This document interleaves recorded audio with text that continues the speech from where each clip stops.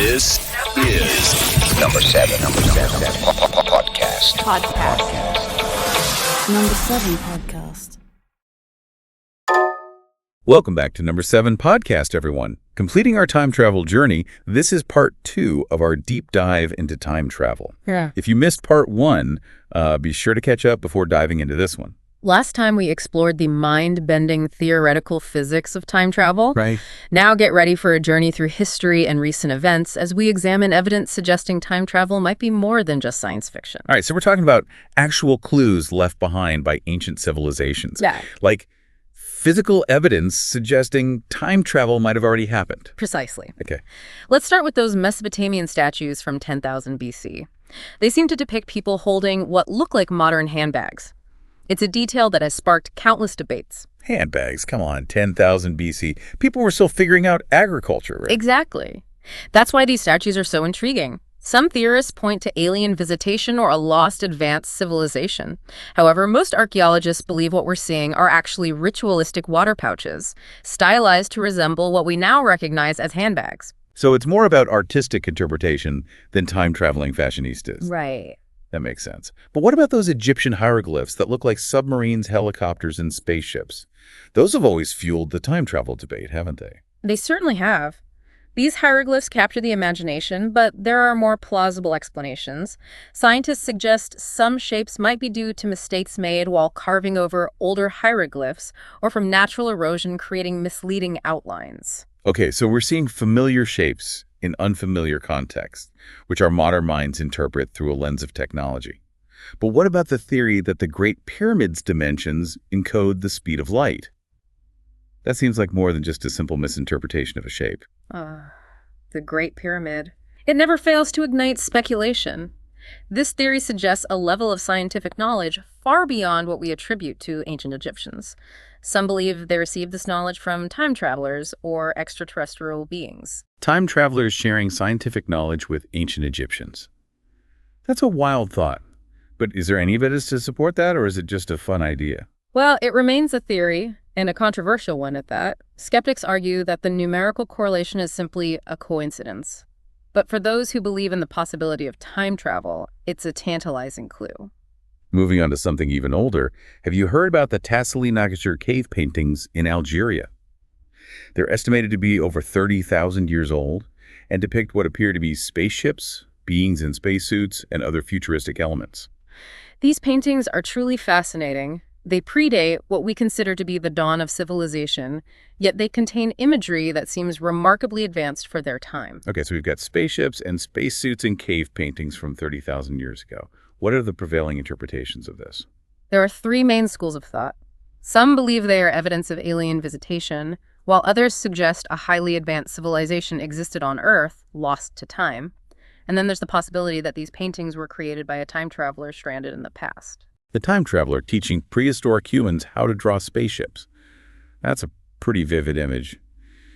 But I guess anything is possible, right? Let's shift gears now and move from ancient mysteries to more recent accounts. Have you heard of Noah, the man who claims to be a time traveler from the year 2030? Yes, Noah's story certainly made headlines. He claims to be stuck in 2018 and even passed a lie detector test about his experiences. Okay, hold on, a lie detector test. What exactly did Noah claim to have experienced? And what about these wild predictions he's famous for?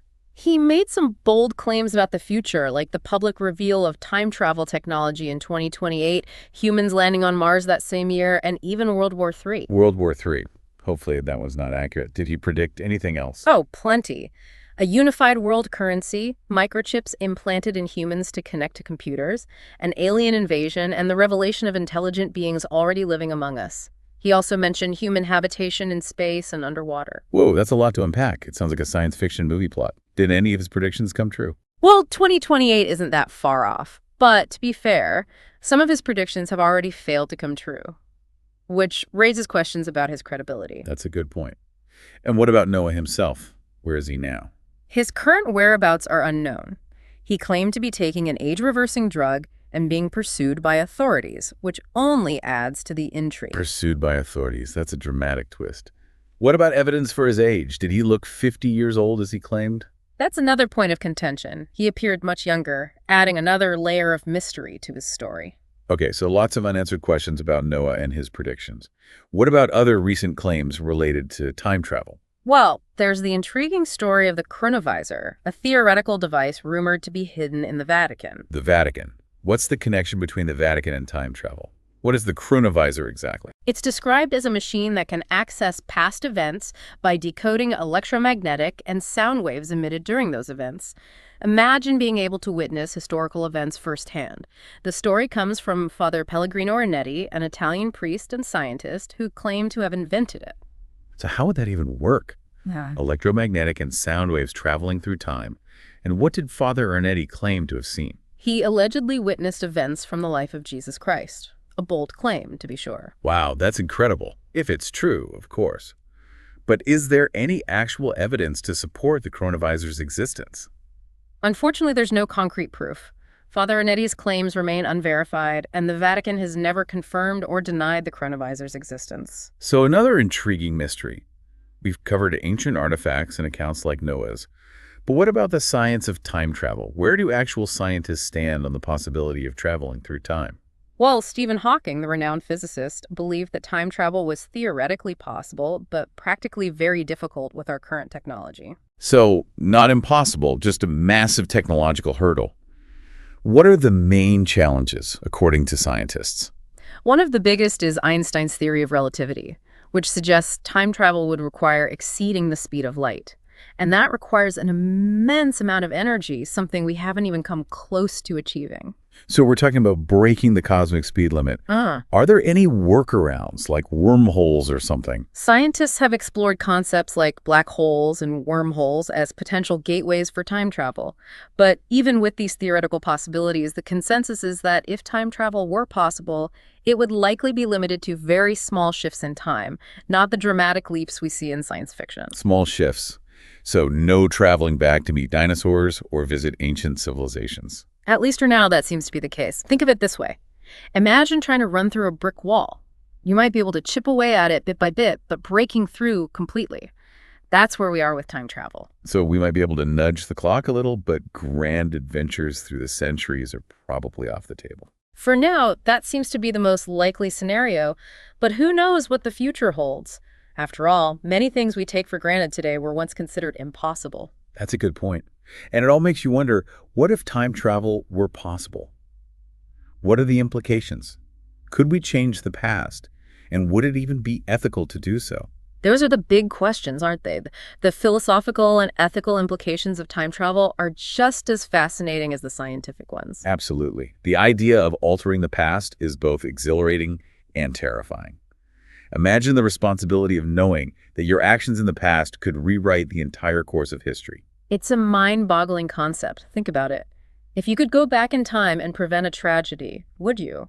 And what unintended consequences might ripple through history as a result of that action? It's enough to make your head spin.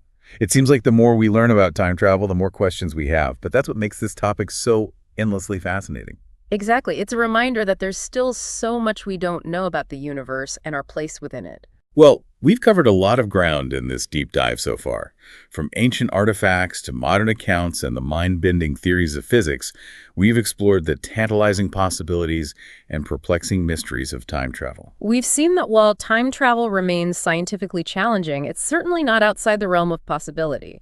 And the evidence we've examined, though open to interpretation, certainly sparks the imagination and invites us to consider that perhaps, just perhaps, time travel might be more than just a fantasy. It's a topic that encourages us to think critically, question assumptions, and keep an open mind to the wonders of the universe. But before we get too carried away with speculation, let's take a break and come back for part 3, where we'll explore some of the paradoxes and potential consequences of time travel.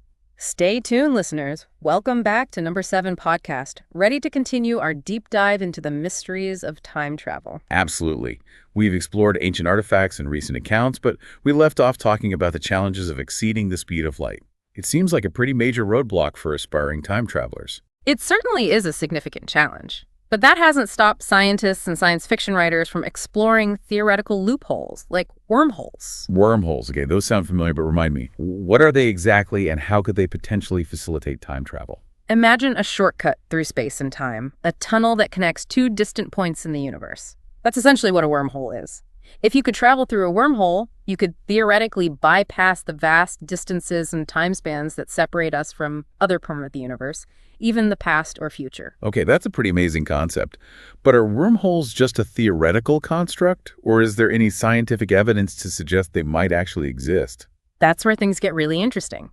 While wormholes remain theoretical, they are consistent with Einstein's theory of general relativity.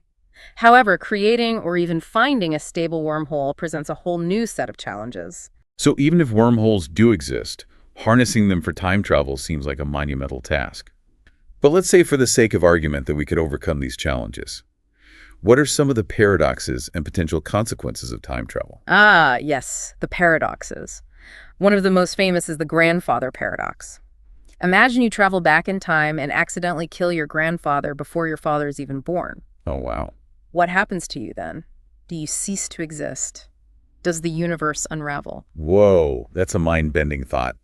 It makes my head spin just trying to imagine the ramifications. It seems like altering the past, even in a small way, could have a ripple effect with potentially disastrous consequences. Exactly. It's a concept explored in many time travel stories. The butterfly effect is another good example. Even a small action like stepping on a butterfly could have huge, unpredictable consequences in the future. Okay, so we've got the grandfather paradox, the butterfly effect, the potential for unintended consequences, and the mind-boggling physics of exceeding the speed of light. Time travel seems like a Pandora's box. It certainly presents many more questions than answers, but that's part of the allure, isn't it? It challenges our understanding of time, reality, and our place in the universe. It also raises some profound philosophical questions. If we could change the past, would it be ethical to do so? What about the responsibility that comes with such power? Those are questions that have been debated by philosophers and science fiction writers for decades. There's no easy answer, and it's a topic that deserves careful consideration. Thinking about all of this, it makes those ancient artifacts and accounts like Noah's seem almost quaint in comparison. We're talking about potentially altering the fabric of reality. It's a reminder that the human imagination is boundless, and we're constantly pushing the boundaries of what we consider possible. Absolutely. And while the science of time travel may still be in its infancy, the questions it raises about the nature of time, reality, and our place in the universe are timeless. Well said. And even if we never achieve practical time travel, exploring these concepts expands our understanding of the universe and our place within it. This deep dive has certainly given me a lot to think about. From the possibility of wormholes to the paradoxes and ethical dilemmas, time travel is a topic that never fails to fascinate and inspire. But let's not forget the practical side of things. You mean the challenges of building a time machine? Exactly. Let's assume for a moment that time travel is scientifically plausible. What would it actually take to build a working time machine? What kind of technology and resources would be required? Those are the million-dollar questions. And while we can't provide definitive answers, we can speculate based on our current understanding of physics and engineering. Okay, so let's speculate.